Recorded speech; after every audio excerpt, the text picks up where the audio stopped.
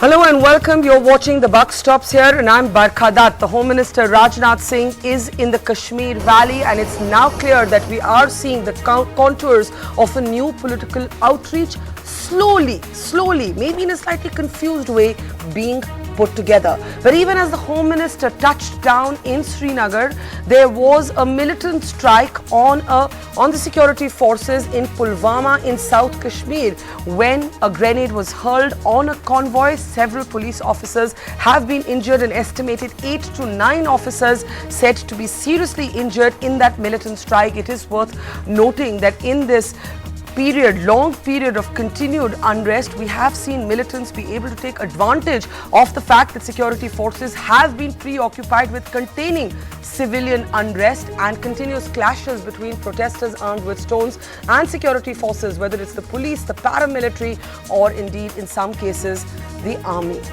Now, as we've been saying, that civilian unrest is continuing. The images you're seeing are also of fresh firing that has taken place also in Pulwama in South Kashmir, where one more civilian has been killed, taking the toll now of civilian deaths to 68. So all of this is happening together. The terror strikes, the grenade on the convoy, and the civilian unrest, those clashes between protesters on the one hand and the security forces on the other, claiming one more civilian life today. All of this as the Home Minister is in the Kashmir Valley and several key separatists were placed under house arrest. Now let's take a look at, interestingly, what the Home Minister actually said before he headed to Srinagar. This is what the Home Minister actually said. It was a virtual open invite. He said anyone who wanted to meet him. He did not really put any specific restrictions there, except to say anyone who believes in Kashmiriyat, in jamhooriyat or insaniyat is welcome to meet him at Srinagar's Nehru guest house, where he would be staying for the next 2 days. This is a distinct shift in the approach of the government, which initially seemed to take a much harder line. But ever since the opposition delegation met with the Prime Minister, you saw a shift. The Prime Minister reaching out, the Home Minister building on that now.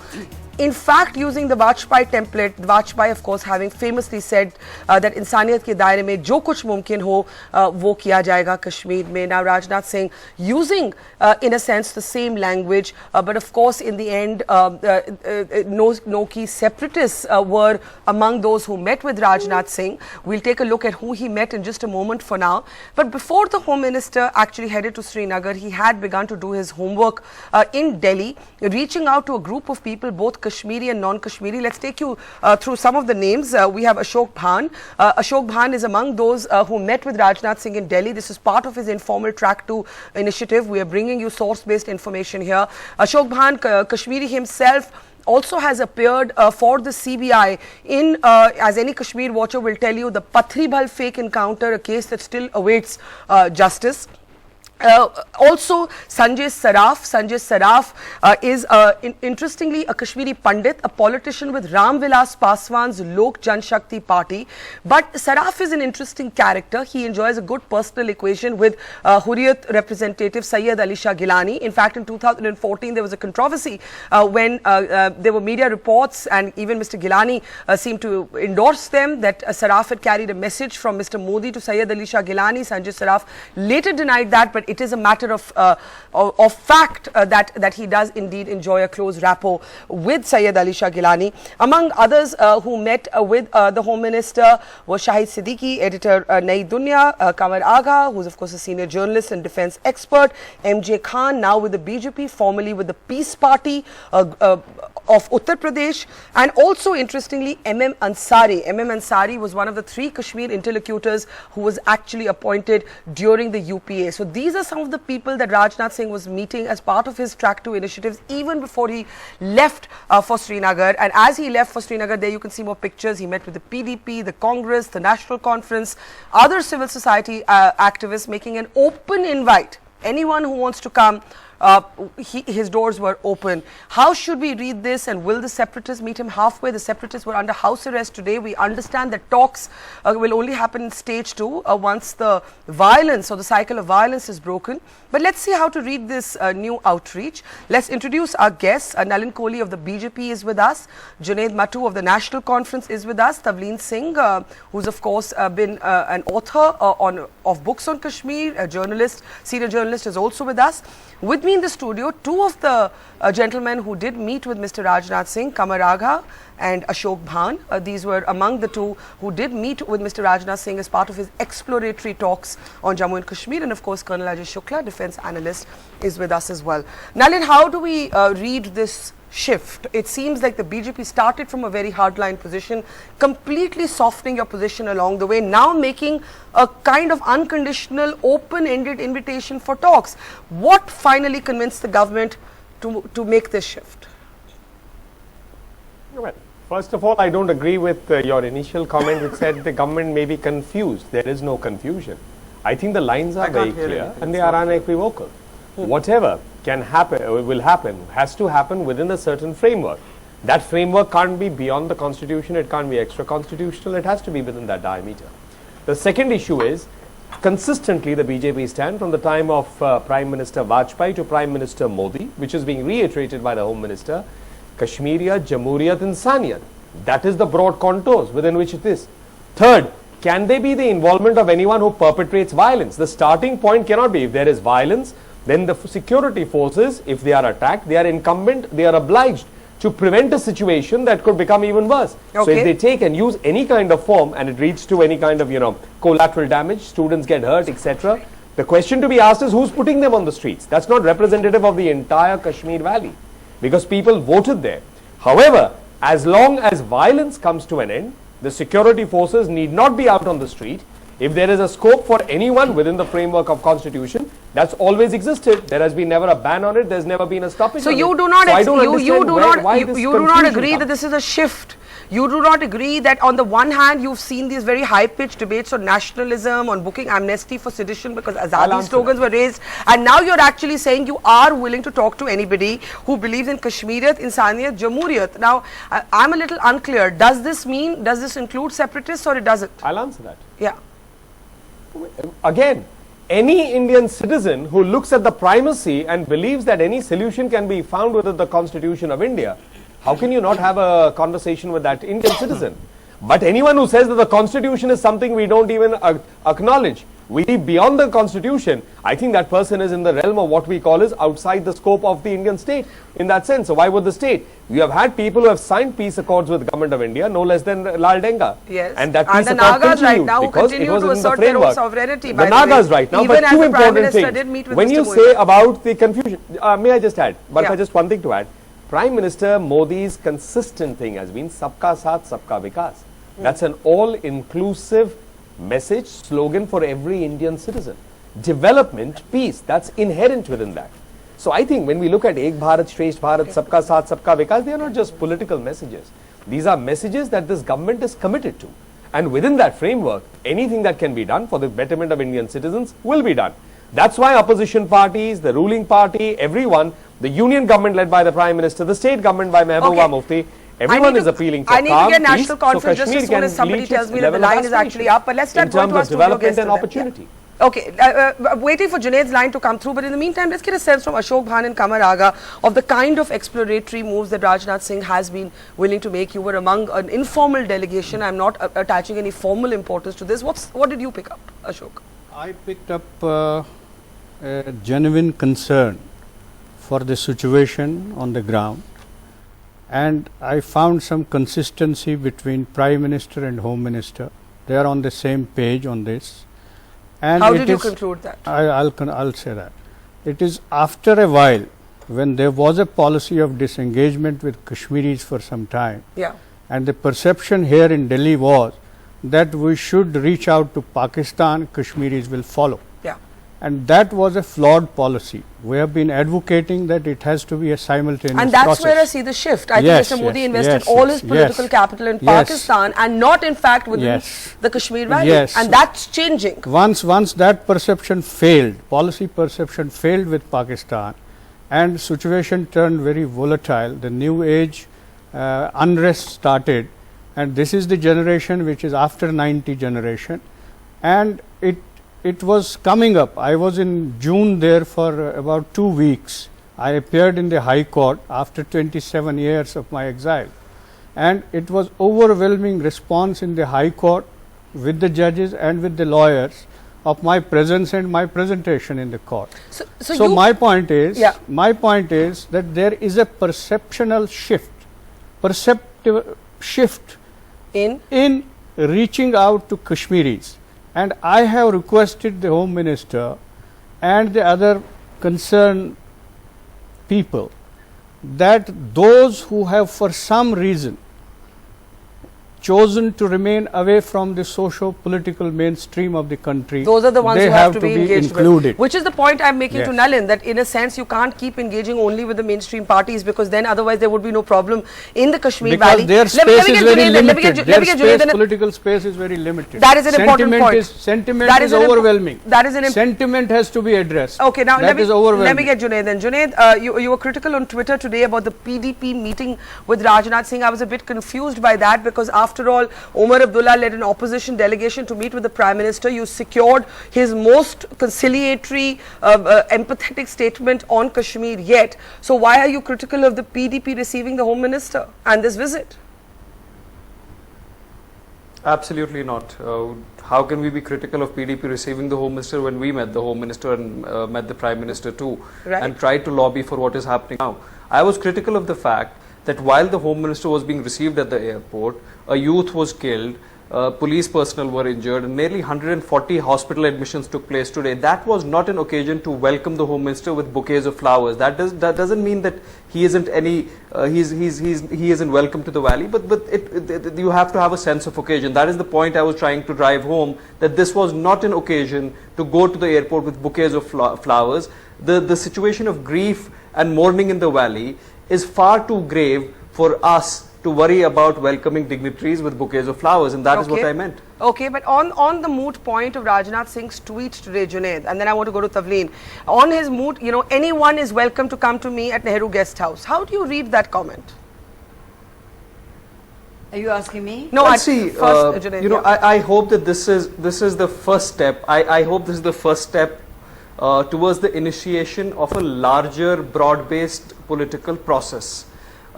You know Kashmir as well as anybody else does. You cannot come and sit in Kashmir and send out an appeal on Twitter when internet is down and expect that the Hurriyat leaders will come to you and meet you. That is not how conflicts work. Conflicts are far too complex for an appeal to be made and to sit in Rajbhavan and everybody will maybe not the Hurriyat, but maybe simple. Professors at Kashmir University, lawyers, people who have the same sentiment. It doesn't have to be formalized with the Hurriyat as long as you're ready to engage with the sentiment. That's right. So I think we make too much of whether talks are formal or not, Junaid. And that is why I said I hope this is a first step towards the initiation of a much more complex and a dialogue process of a higher intensity and of a higher formality. But I also want to say that on a day when the Home Minister has arrived, we have again seen one youth being killed. We have seen around 3 to 4 of them being admitted with critical injuries, 140 hospital admissions today, including those of police and security forces personnel. And also a militant strike. I just to complete find it a little odd. I just find a little odd that the Hurriyat leaders are under house arrest while the Home Minister is appealing to them, appealing to everybody per se. And he hasn't excluded the separatist leaders, that they should come and meet him. Okay. How does somebody come and meet you and talk about something? So we'll take that to Nalin in a moment. There needs to be a greater realization. So we'll take that to Nalin in a moment. Sure. Nalin, give me a second. Let me just take comments around the panel and we'll come back to you. Tavleen, how do you read what's happening? We have seen variations of responses over the last 47 days. We now seem to be seeing a much softer approach. Well, I actually don't agree with you on soft and hard. I actually believe there's been no policy on Kashmir for the past 2 years. And what we're seeing now is the result of that. There was a real chance for the Prime Minister to begin anew in Kashmir. He didn't have responsibility for the mistakes that had led to the problem. And he should have, right in the beginning when there was peace in the valley, helped and shown that he cared, for instance with flood relief. You know, there was no effort made to show that Delhi cared enough. Junaid knows better than anybody else. There were people devastated by that flood who got no relief for a year. Then you have a PDP, BJP government, which is a huge new beginning, and still no policy. And I actually believe that if the Prime Minister had said, look, you're not going to redraw the borders of India ever again, get that through your head. Other than that, we're ready to talk to you about anything. Yeah. But there cannot be talks as well as violence. You know, you can't put children in the streets with stones in their hands. Who are they going to talk to? Who is Rajnath Singh going to meet? Yeah. The elected representatives can't walk in their own constituencies. Yeah. So, you know, it's just optics. There's no policy. And to go back to insaniyat, jamhooriyat, etc., shows that there's no policy, because if Vajpayee had been Prime Minister, he'd have thought of something new by now. Okay, that's interesting that you can't keep flogging the insaniyat. You're actually saying it's almost like a dead horse, a platitudinous little phrase that everybody falls back on. Okay, so let me get Kamar Agha and Ajay on that. Kamar, you also met with Rajnath Singh along with Ashok Bhan and all those many names that we read out.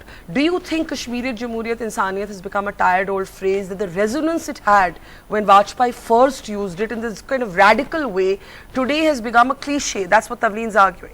No, you see, it's a symbolic gesture, you know, that we are ready to talk to you, you know. Come and symbolism forward. Is important. Symbolism is very important. So that was, he was just giving it, you know, to the people, you know, still open, come, you know, and whatever you have demands, come, put, but you we know, can sort it out, you if know. all the separatists are, now let's first, we're all old enough on this panel and know Kashmir enough to know that when Rajnath Singh says on Twitter, come meet me, it's not like Mirwais Omar Farooq and Syed Ali Shah Gilani are going to say, hello, here we are at Nehru Guest House. But it's symbolic. It's trying to say something. Ajay, isn't it marking a shift in approach? I think that this is an ill-considered approach. Why? It's a knee-jerk You've been arguing reaction. for engagement. Now he's trying for engagement. He's damned if he does, he's damned if he doesn't. No, I've been arguing for an engagement, and I welcome the engagement, but I believe that the engagement should have been planned better and executed better. When you have a sort of an outreach of this kind, you first have back channel contacts, you decide who you're going to meet, you say the right things before you actually go there. You don't tweet. This is not some social media engagement that you're carrying out. You're doing conflict resolution essentially. So what I believe should have been done was, first contacts should have been made. Mr. Rajnath Singh's program of visits and who he's going to meet, and he obviously cannot meet the separatist group in this first meeting. But there are social groups in Kashmir.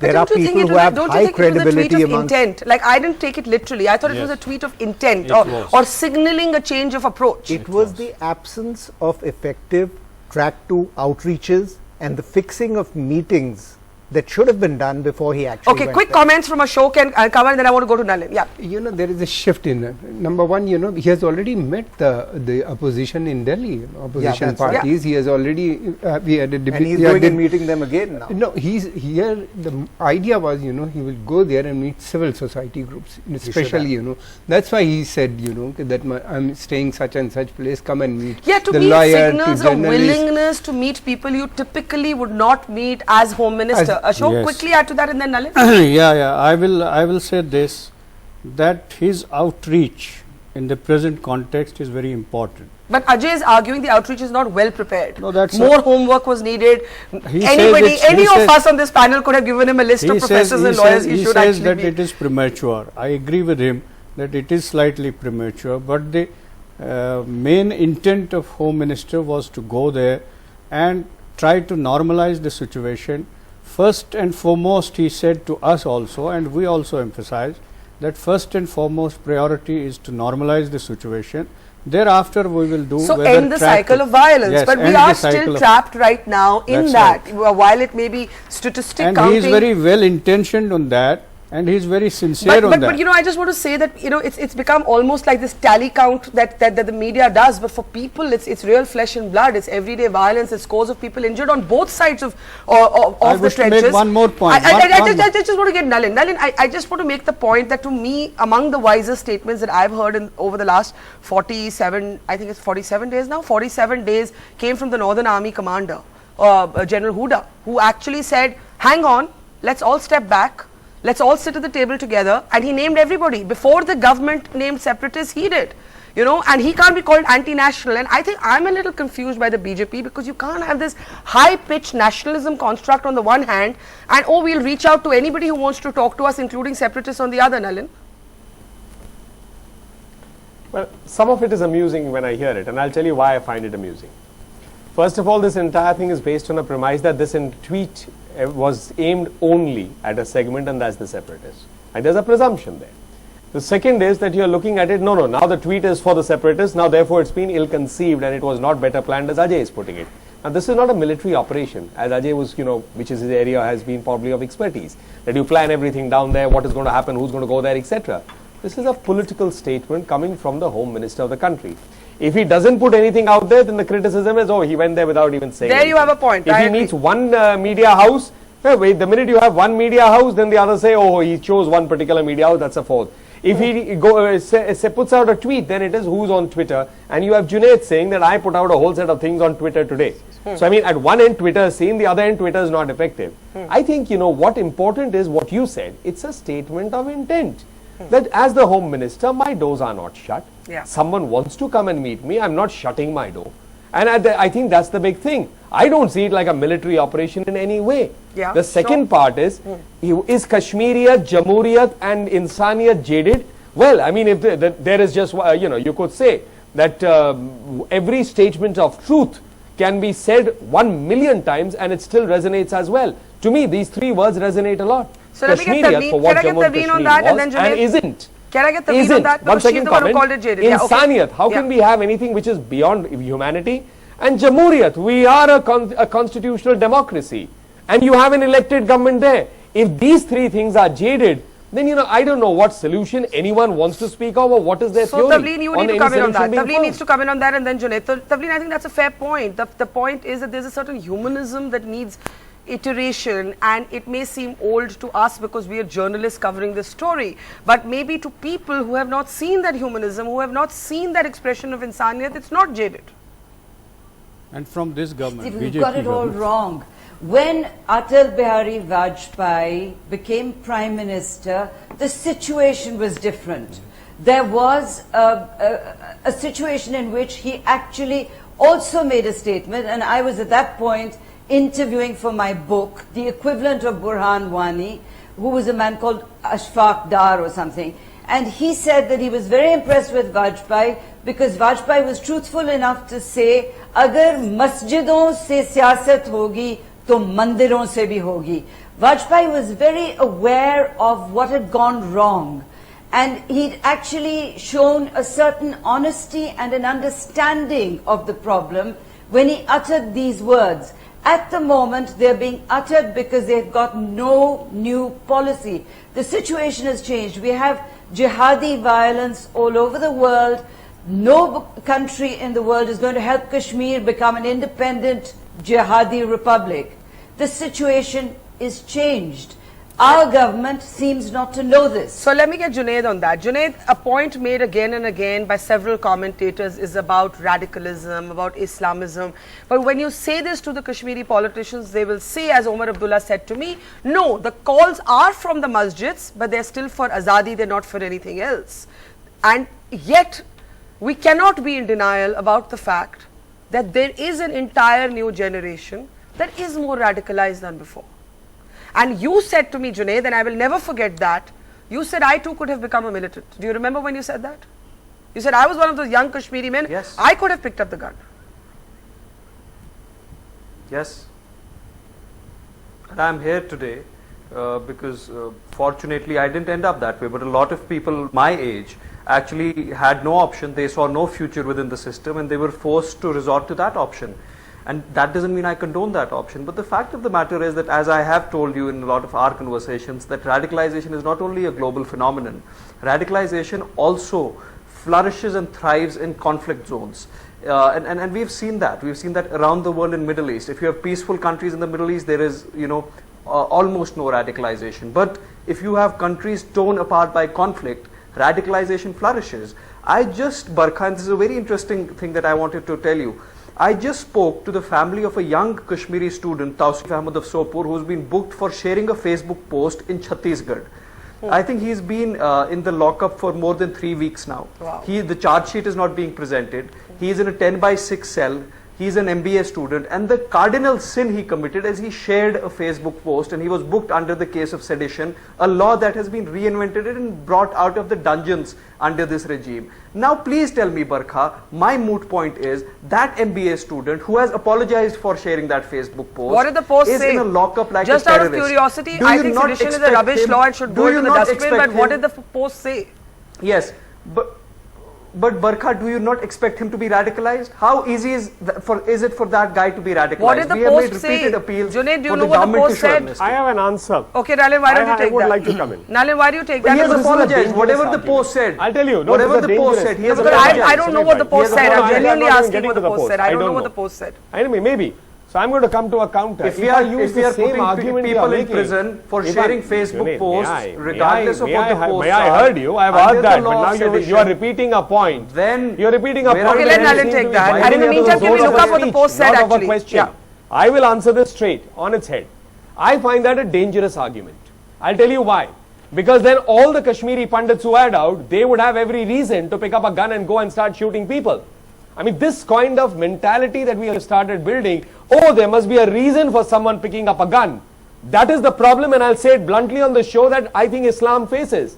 That you are a religion that should be respected for being a global religion. You have people picking up guns. So therefore, I don't believe in this concept. Because then there is some places the same thing has happened without something. So a Facebook post is for me to pick up a gun and become a militant. So let me get Let me In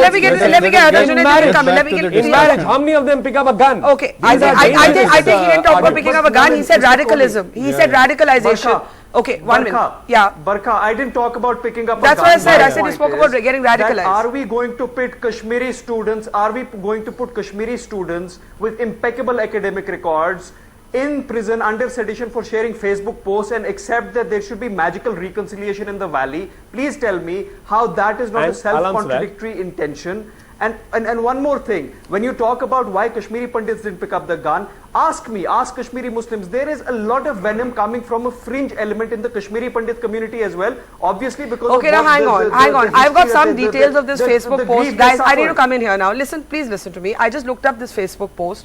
Some of it is not really wise in an inflammable situation to repeat on a national broadcast, so I won't.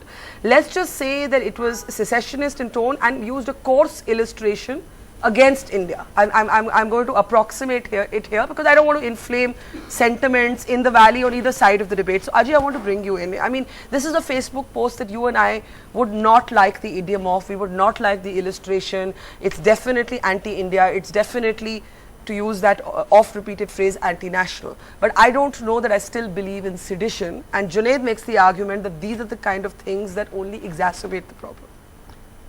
Look, one thing we all need to be clear about, and I'm sure Mr. Rajnath Singh is aware of this, that he has gone to visit a part of India that wants to secede from the Union of India. Yeah. He's pretending, and Nalin Kohli is pretending, that they're only going to engage with people who are ready to talk within the four corners of the Constitution. But the fact is, as everyone knows and as everyone who's watching the program knows, is that this outreach is directed towards people who are completely looking for something outside the four corners of the Constitution. Right. Yeah. So there's a huge contradiction here between the BJP's I'll answer Home this. Minister Yeah. and the BJP's spokesperson. Both are trying to address different Constituencies. Yeah. Nalin, half a second. I'm taking last comments now from What everybody. Nalin needs to realize is that he's being watched by people in Kashmir as well. As far as making statements and inflammatory statements and so on goes, this is part of what is going on right now. This is part of the situation that we are trying to address. And when we say that the Home Minister should have done his groundwork better before going to Kashmir, Nalin Kohli is dismissing it as a military operation and scoffing at the military. In fact, it is because of the military's systematic approach to things that the Kashmir is still with us today. So I would suggest be more respectful to the military. Okay, now 20 seconds to everybody. I'm really out of time. I need to come in because there are some personal comments there. Okay, Ashok, and I'll come to you in half a second. I'll also say it with the same conviction, even though I may not agree with, the misplaced confidence that Ajay is showing, but with the same conviction, I'll say that no solution that has worked out in independent India, whether it was Mizoram, whether it was the Punjab problem, whether it was also the third Assam Accord, happened outside the constitution and the framework of the constitution. No, who's saying that? And if you are saying that I'm Nobody's saying that outside of the constitution. I'm also watched in the rest of India. That's what I will presume, that this let me come in. I'm not pretending. I'm speaking with the conviction I'm out of that I time. have in what I'm saying. The honest outreach theory by Rajnath Singh is to this extent. He said that all stakeholders would be welcome. And he told me that even you are a stakeholder because you are a Kashmiri pundit. He was willing to fix the meeting today, but because of the paucity of the time with him, he could not meet the delegation of Kashmiri pundits. So we're seeing intent right now. I think what Ajay is arguing is we are not seeing enough homework. Everybody in Kashmir, and he is meeting every stakeholder. 20 seconds. He has recognized even Kashmiri pundits as the stakeholder. No, it's true. I fully support him. You know, this is what we have discussed in detail with him. The problem is very difficult. Large number of youth, is virtually Talibanized in that region, and the movement is, leaderless. Who to talk? The biggest Hurriyat is. They don't believe in Hurriyat. Hurriyat is part of the problem. It is generally considered within the BJP circle, which is true also. The second thing, the PDP and National Conference both, failed to tackle the situation. Both are should be blamed for this. So let me get Junaid in on a last comment, and then Tavleen can wrap this up for us. Junaid, very quickly, 20 seconds. I really do have to close. Well, Barkha, not just to Nalin but to the government and BJP as well. When we kept talking about a solution within the framework of the constitution, when we kept talking about the restoration of the pre-1953 status or the restoration of autonomy, the same party said that is out of the question. Their national spokesperson said that is out of the question. So if there are Pakistani flags out there today, if there is a growing spectre of radicalization, as much as we should condemn that, they should look within. Had they said what they are saying today, maybe the situation wouldn't have been this bad in the Tavleen, quick last word. I have to close then. I would like to see a policy before you make these trips to Srinagar as symbolism or tokenism, because the situation is too serious for tokenism and symbolism. We will leave it there. Rajnath Singh is going to be there tomorrow as well. We will see what emerges from that meeting. Tavleen, Junaid, Nalin, and of course Ajay and Kamaragha, Ashok Bhan, two of those who met with Rajnath Singh. Thank you for joining us on the Buck Stops here.